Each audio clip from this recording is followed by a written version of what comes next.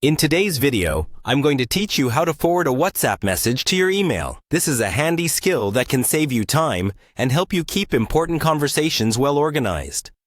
Let's dive right in and make sure you have everything you need to follow along. First, to get started, you'll need to open WhatsApp either on the web or using the desktop app. If you haven't already done so, you can easily access WhatsApp web from any browser by scanning the QR code with your phone. And if you're using the desktop app, make sure it's updated to the latest version for the best experience. Opening WhatsApp on these platforms allows you to use your keyboard, making it much easier to manage messages and emails efficiently. Next, go to the chat where your desired message resides. Whether it's a single message or several, click to select them. It's often easier to work with the desktop version, which gives you more control over selecting multiple messages with just a few clicks. Take a moment to carefully select only those messages you need to forward. This ensures you're not accidentally sharing any message that isn't relevant to what you plan to email.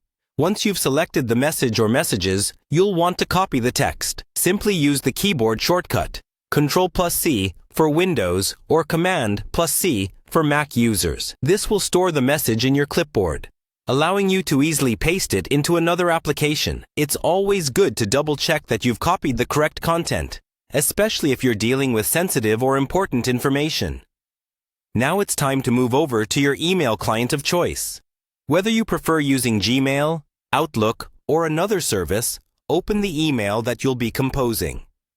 With your clipboard containing the message text, just press Ctrl+V or Command+V on Mac to paste it into the body of your email. Address the email to the recipient.